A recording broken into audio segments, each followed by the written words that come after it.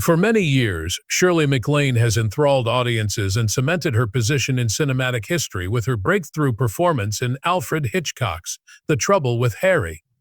She is still one of the few celebrities to have such sustained popularity on screen after an incredible career lasting more than 70 years. However, behind the scenes, things weren't always that easy, even though her career was dazzling with awards and memorable roles. Shirley has experienced her fair share of disagreements with co-stars that she found challenging to collaborate with. She eventually opened up at the age of 91, naming the one co-star she found intolerable. The actor Shirley MacLaine claims she detested working with the most is examined in greater detail in this video. But before we get into the specifics of that troubled relationship, let's go back in time and see where it all started, Shirley's childhood and ascent to popularity. Early life of Shirley MacLaine. On April 24, 1934, Shirley MacLaine Beatty was born in Richmond, Virginia, into the Beatty family. She was named after Shirley Temple, a well-known child actress who was just 6 years old at the time. Her talents were established early on since she grew up in a home that encouraged her creativity. Ira Owens Beatty. Her father was a school administrator, a real estate agent, and a psychology professor.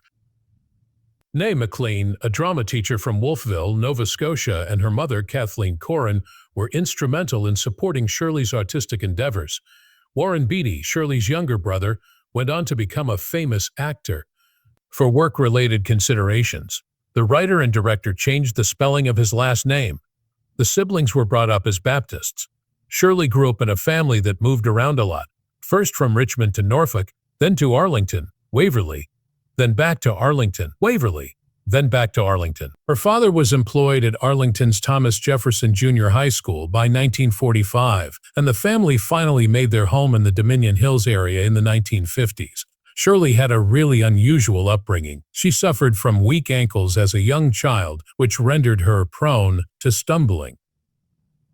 When she was just 3 years old, her mother started her taking ballet lessons at the Washington School of Ballet to help strengthen them. Shirley's remarkable journey would be built upon what started out as a cure for a physical weakness, Untold. Her perseverance turned her from a helpless youngster into a Hollywood star in spite of the obstacles. Even as she acquired interests in acting and singing, she was a devoted student who rarely missed a class at the ballet school, where her love of performing bloomed.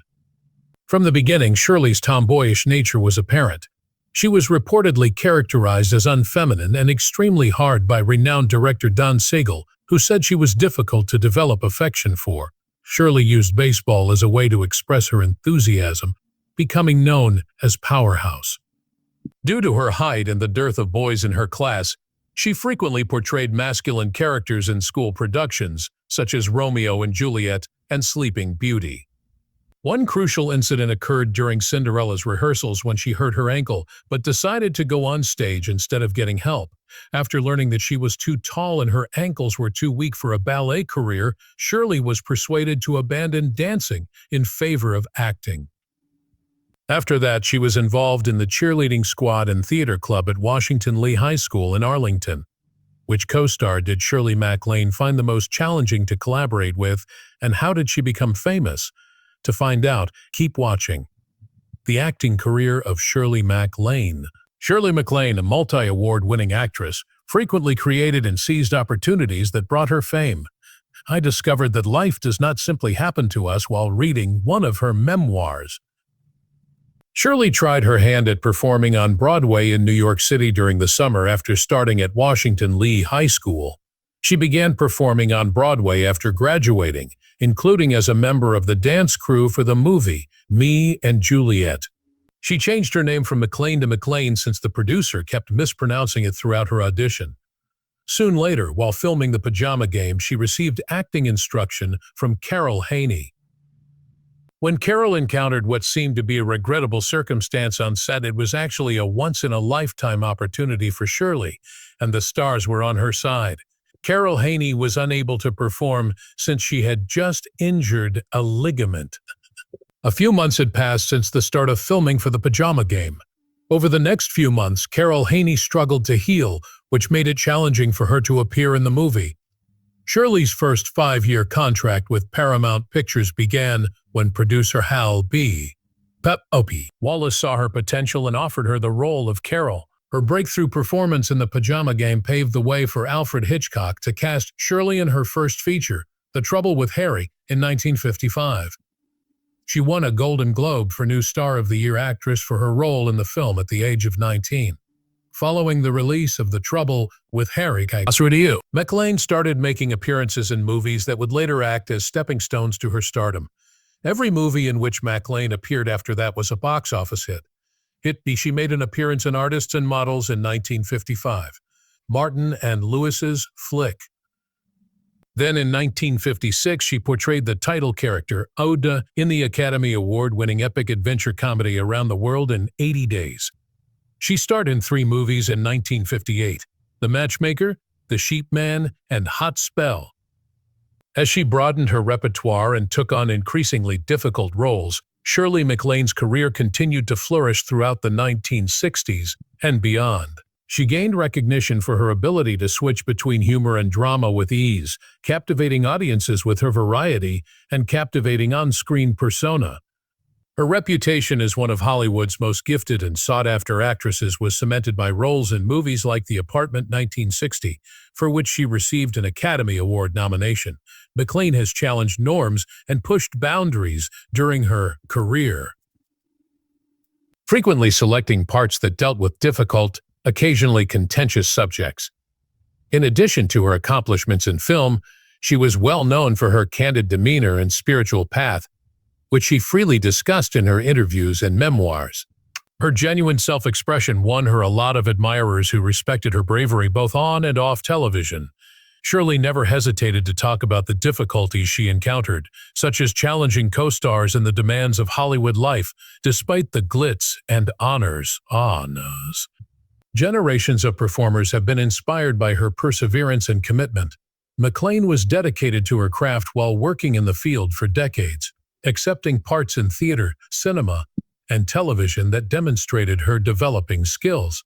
Her legacy is one of undying enthusiasm for storytelling and pioneering spirit, attributes that have contributed to Shirley MacLaine's status as a genuine showbiz legend. Become famous, Shirley's rise to prominence was quick, bold, and thrilling.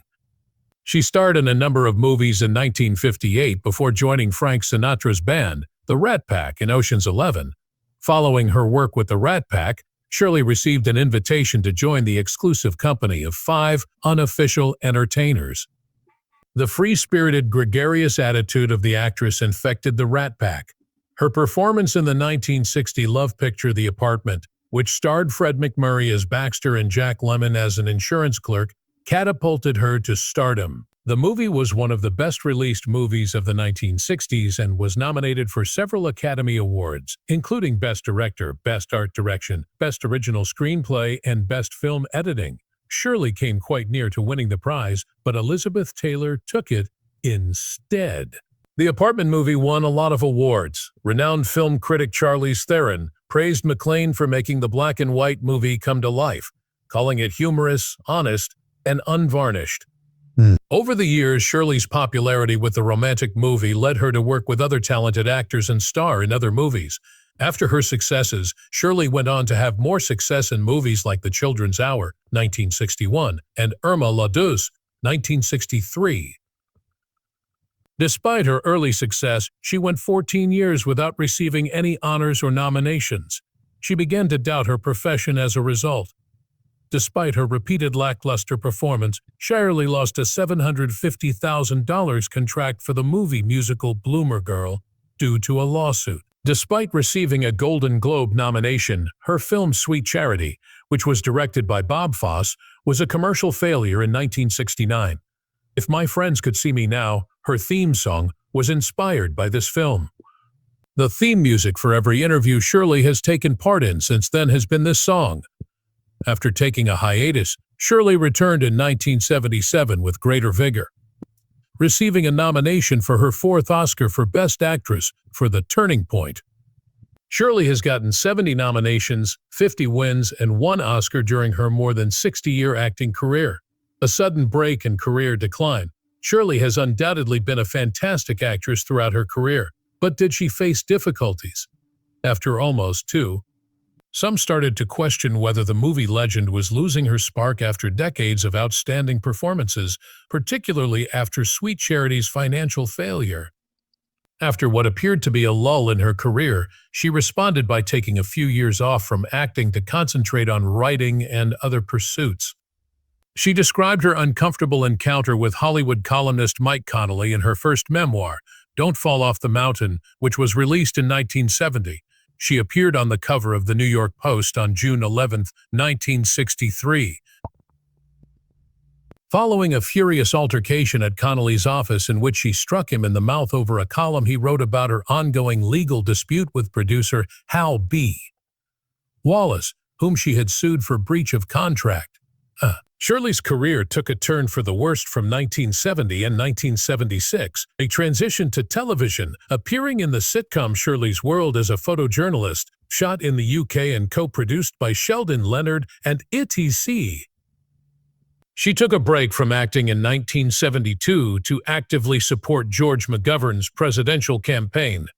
She was requested to join The Exorcist the following year by friend William Blatty, but she turned down the invitation since she had just starred in another supernatural movie, The Possession of Joel Delaney, directed by William Friedkin.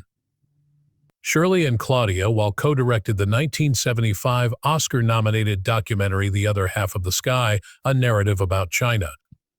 The lifestyles of Chinese women were emphasized in the movie. Shirley proceeded to delve into the deeper truths of life by fusing her mother's inventiveness, her father's intelligence, and her own interest in philosophy and theater. In 1976, she made a comeback to the stage as a professional vocalist, playing at the New York Palace Theatre and the London Palladium, signifying a noteworthy return. The well-known return of Shirley MacLaine. Through her famous comeback, Shirley demonstrates how much John Bon Jovi's adage, "Success is falling 9 times and getting up 10, resonates with her. The culture surrounding women's involvement in the film industry was reinvented and transformed by the extraordinary actress. She overcame a number of obstacles to make a remarkable return and receive her 4th nomination for an Oscar. Shirley co-starred opposite Anne Bancroft as a retired ballerina in the 1977 movie The Turning Point. With this position, a new career phase that would endure for 50 years and adjust to the shifting needs of the entertainment industry began. Shirley's efforts to increase the number of women in the entertainment sector were recognized when she got the Women in Film Crystal Award for her excellence and dedication in 1978, following her 4th nomination for Best Actress at the Oscars. Shirley co-starred with Peter Sellers in the highly acclaimed movie Being There, which was nominated for a Golden Globe and won a British Academy Film Award. In 1980, she co-starred alongside Anthony Hopkins and Bo Derek in a movie that was criticized but demonstrated her popularity with viewers. It received criticism for its storyline, lack of comedy, and lack of suspense, all of which are crucial for outstanding films, and was labeled dull and superfluous. Despite these flaws, Shirley MacLaine was able to hold the attention of her audience and garner favorable reviews from critics. According to New York Times film critic Vincent Canby, the sole memorable performance was Miss MacLaine's because the storyline was absurd and the movie lacked humor. Shirley has once again demonstrated her acting prowess. It continues to be her compass. Later, Shirley appeared in the movie Terms of Endearment, 1983. Jeff Daniels, John Lithgow, Deborah Winger, and Jack Nicholson. After 25 years of nominations, she finally won the Best Actress Oscar for this legendary picture. Apart from that, the movie made over $108.4 million at the American box office, making it the second highest-grossing movie of 1983. With roles in movies like Steel Magnolias in 1989, Shirley maintained her prosperous career, which also included celebrities like Julia Roberts, Sally Field, and Dolly Parton. She won a British Academy Film Award for it, and it became a box office hit. She received another Golden Globe nomination for her role in Host Cards from The Edge in 1990. Shirley is a very gifted and adaptable actor who enjoys taking on difficult parts. She won an Oscar for her performance as a strong-willed, obsessive mother in Terms of Endearment, and a role as First Lady in 1994's Guarding Tess. Shirley began her acting career in the 1950s, but she has consistently changed to be current in the 21st century. Her debut feature film, Bruno, also called The Dress Code, was directed in 2000 and told the tale of a young child who finds it difficult to express himself. Shirley has starred in numerous films and television shows since 2000, notably Coco Before Chanel, for which she received a Primetime Emmy Award and was nominated for another Golden Globe. Shirley has undoubtedly been performing since the 1950s, winning numerous accolades and giving consistently excellent performances, marriage and relationships. Despite spending the most of her life on set and behind the camera, Shirley is a human being with a strong will and an unusual personality. She wanted to feel loved, but she also had a tomboyish attitude. But Shirley was better at acting than she was at marrying and establishing a family. During filming and off-screen, the celebrity encountered a number of men, but none of them captivated her. She tested her unconventional views about love on these men rather than falling in love with them. It would be an understatement to say that she was a peculiar child. Prior to settling with Steve Parker, her daughter's purported father, Shirley had multiple affairs with well-known men, such as Swedish Prime Minister Olof Palme, Australian politician Andrew Peacock, and Lord Mountbatten in the early 1960s. She had a lot of males for sure. Shirley wrote of Steve's looks and charisma in one of her books. She was a stunning young lady with long legs who captivated men, and she had great expectations. He was handsome, Shirley wrote. She was intelligent, perhaps too charming, and had deep, perceptive azure eyes that instantly moved me. More than that, though, there was the jolt of fate associated with our union. In 1954, Shirley finally wed Steve Parker. Their public marriage, however, was brief and fraught with controversy. In 1982, they subsequently got divorced.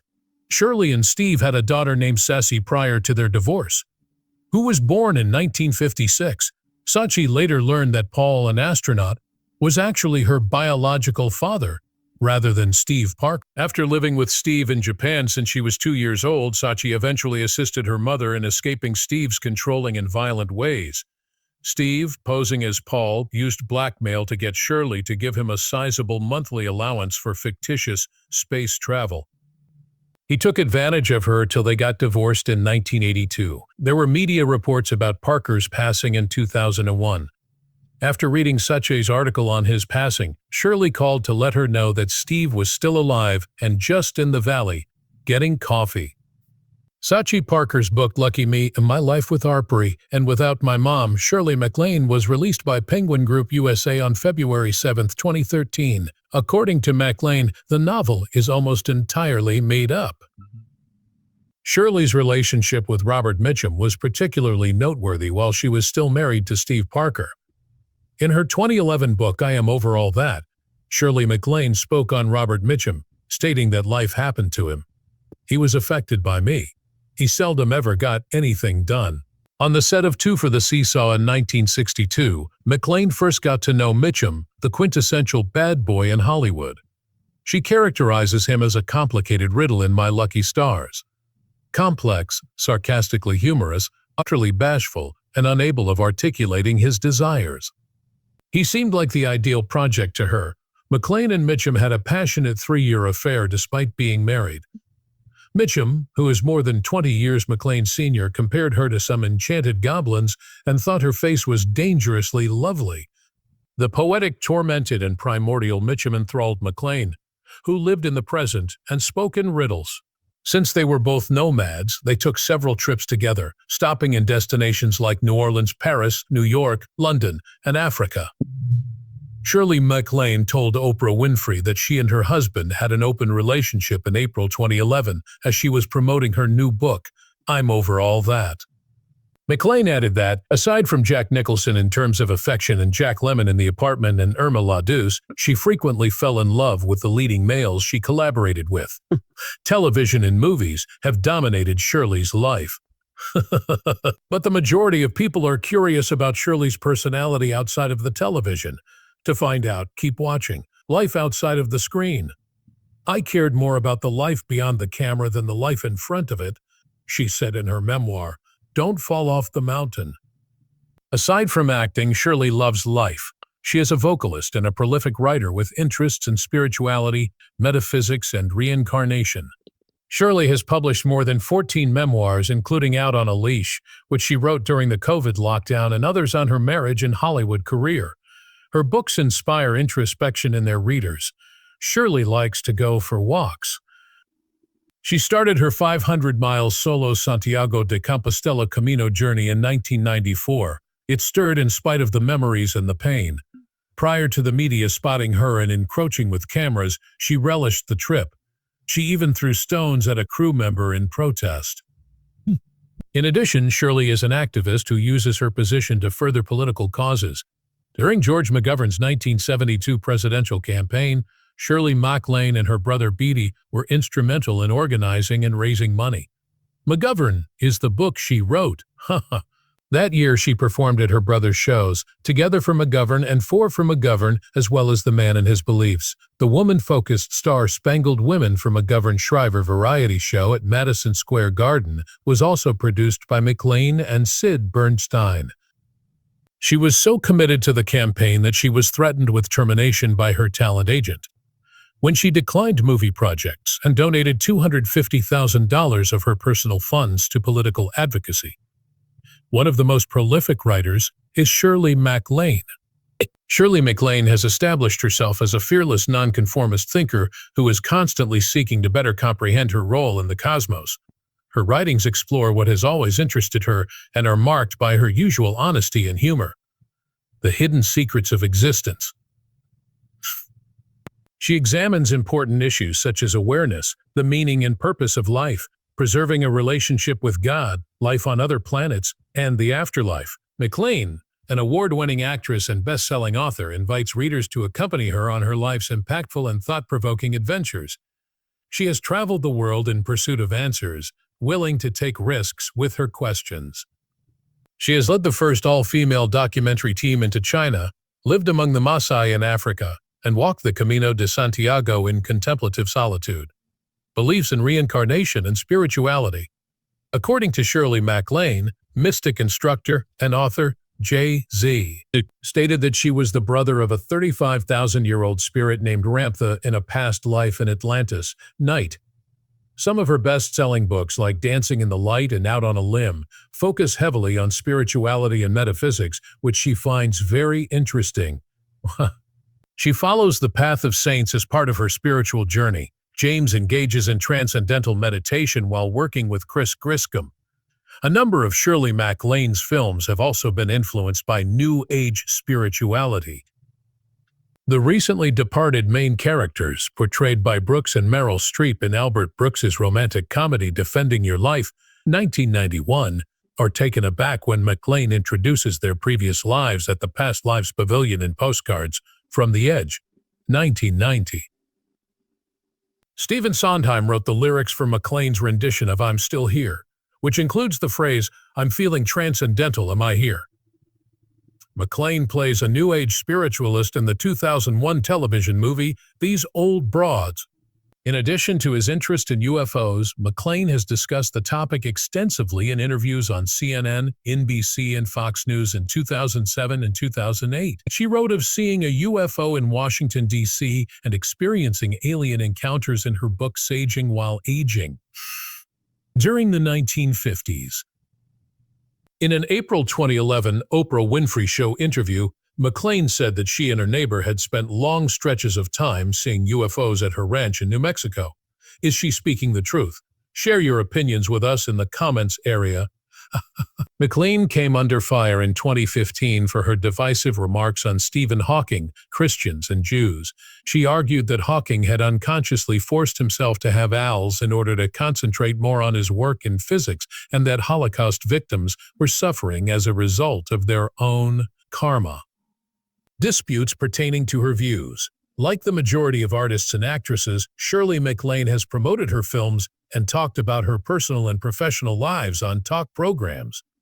Actresses may become uncomfortable when questions become personal. This was the case when she discussed her movie Madame Suzatka on The Late Show with Dave Letterman in October 1988. But Dave Letterman was more interested in talking about MacLaine's reincarnation belief. which he found funny and exploited to mock her. He inquired as to whether she thought he had had multiple lifetimes. She joked that he had terrible karma because she was annoyed by the question. Letterman then made jokes about her alleged previous lives, implying that she had been a harem dancer and a monk. MacLaine made a sincere effort to clarify that her conviction stemmed from her time spent in Asia, where reincarnation is a prevalent belief system. She informed him during the commercial break that she would no longer be talking about reincarnation in the second part of the interview. He persisted, though, and she was forced to quote Cher, who had a negative experience on the show. MacLaine left the rest up to the audience's interpretation, saying, "Perhaps you are, and maybe Cher was right." A moment of awkwardness ensued, and Letterman inquired as to whether she was truly upset or simply behaving. "He should be able to tell," she said. Letterman abruptly ended the interview, and MacLaine departed without coming back after the commercial break. She remembers how terrible he was, and they struggled to get past the experience. She must have detested Dave Letterman, that much is clear. She wasn't his co-star, though. She was merely his visitor. Let's see which of her co-stars she detested the most now. Shirley's least favorite co-star. Ironically, the movie that made Shirley MacLaine famous also introduced her to the co-star she detested the most. Depending on their attitude and relationship with her on set, several actors found Shirley MacLaine to be either a pleasure to work with or a hard co-star. Some people would think that Don Siegel, the celebrated director, was Shirley's most despised co-star. However, that is not at all the case. Don Siegel was never hated by Shirley, even though they encountered many difficulties during filming the iconic Two Mules for Sister Sarah together. Don enjoyed making fun of Shirley's masculine demeanor and lack of feminine charm. Shirley, however, was unfazed by this and subsequently declared that she loved Don Siegel and respected his harsh personality both in person and online. Who else could be the co-star Shirley detested if not Don Siegel, who called her a man? The next person who springs to mind is Sir Anthony Hopkins, the actor who is notorious for his love of booze. Deborah Winger's mother was portrayed by Shirley in the multiple award-winning movie Terms of Endearment. But even before to her confrontation with Deborah, Shirley had collaborated with a number of actors who disliked her, including Anthony Hopkins. On set, Shirley and Anthony never got along, especially after he branded her annoying. Shirley wanted to know what made Anthony come to that opinion. She replied that she didn't like Anthony Hopkins either, and had a horrible time working with him on the movie A Change of Seasons after hearing his demeaning remark. Both Shirley and Anthony have a reputation for being difficult to get along with due to their strong personalities. Shirley never holds back from voicing her opinions and upholds high moral, ethical, and professional standards. However, Sir Hopkins struggled with alcohol, and Shirley frequently attributed his actions on his drinking. The film Change of Seasons, which won a Razzie Award for the worst movie of the year, was the source of Shirley and Sir Anthony's troubles. Despite their disagreements, both performers went on to demonstrate their abilities in other films following this unsuccessful endeavor. But Anthony Hopkins wasn't the only co-star Shirley didn't like. Shirley's hatred list also included Deborah Winger's name. This is when the plot twist occurs. Shirley had wanted to collaborate with the gifted Deborah Winger for a very long time. The two actresses were thrilled to be sharing the screen together and appreciated each other's work. Their collaboration was anything but seamless, despite what one might have assumed. Deborah Winger and Shirley appeared to have some unspoken problems. Their off-screen relationship was tense, despite the fact that their performances together received a lot of praise, outperforming the catastrophe of A Season Change. For their parts, both actresses were nominated. Shirley emerged victorious, lauding Deborah for her stormy genius as an actress. Yes, but their bond was really surface level. Both refuted the rumors that they had argued and even gotten into a fistfight. A startling event in which Deborah supposedly yanked Shirley's skirt and farted in her face during a dispute was described by Shirley in one of her books. Deborah could not provide a persuasive defense when questioned about it. Following several humiliating events, she declared Deborah Winger to be her least favorite co-star and vowed never to collaborate with her again, and to believe that the two co-stars' rivalry may have subsided Given that their feud continues to garner media attention after 35 years, that seems improbable. Regarding Shirley MacLaine's connections with her co-stars, what are your thoughts? Your ideas in the space provided for comments below. We appreciate you viewing this video. We hope it piqued your attention. To view your favorite celebrity stories, tap the link that appears on your screen. I'll see you there.